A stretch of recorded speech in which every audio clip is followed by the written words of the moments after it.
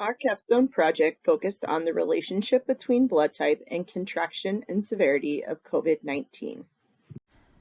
Before conducting our own research on the relationship between blood type and the contraction of COVID-19, we wanted to complete some of our own research on literature that has already been published regarding this topic. So although COVID is a fairly new virus, there has been research done that specifically explores the relationship between blood type and the risk and severity of contraction. One study found that individuals with blood type A were more likely to contract COVID, while another study found that people with the O blood group were less likely to contract COVID. Additionally, a lot of research has been done reviewing the vaccination strategies to help combat COVID. One study found that just one dose of the vaccine did induce antibodies against the Delta and the authentic strain of the virus. Additionally, other comorbidities play a role in the likelihood of contracting COVID and the severity of the contraction. For example, diabetes can increase the risk of mortality due to the suppressed immune functions that come along with it. These are just a few of the things that we found that helped guide our research and help us make predictions for our own. The purpose of this study is to determine the relationship between the contraction rate and severity of COVID-19 and blood type.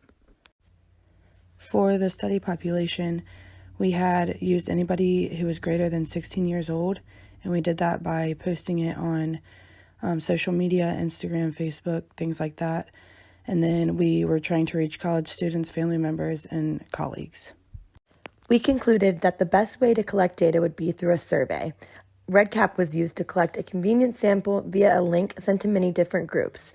Data was collected on the following personal information: demographics, blood type, vaccination status, COVID-19 contraction status and symptoms, precautions taken against COVID-19, and health concerns.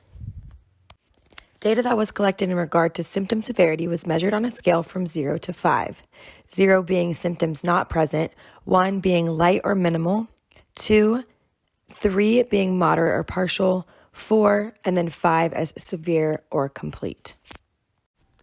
While we haven't finished collecting data yet, we have made a few graphs based on the 159 people who have completed the survey so far.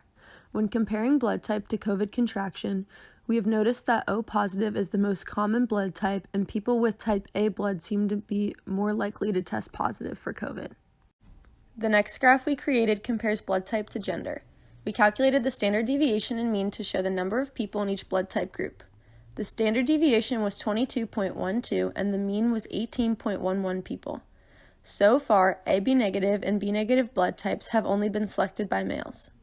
Finally, we are looking at blood type and vaccination status. Participants with O positive blood currently have the highest percentage of people who are fully vaccinated and boosted. We expect these findings to continue as we gather more data. I wanted to first talk about sampling in reference to the limitations of our study. The issue with our sampling was that it was only limited to those with internet access due to the format of our survey being online. In addition, our goal was to get participants who were 16 years and older. However, there was not much diversity in ages, as most of the participants seemed to be college students with very few other ages in the data. Another issue that we faced was that our survey required self-reporting, which could have resulted in varying opinions on the severity of symptoms.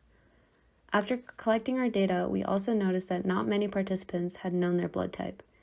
Due to that lack of knowledge, it decreased the number of participants whose data was usable.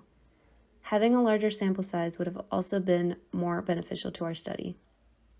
Another limitation to consider would be the study type.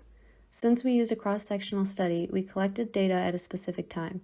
However, if we used a longitudinal study, we wouldn't have had to rely on people's memory of their symptoms and could have more closely followed people's progress in recovering from COVID-19.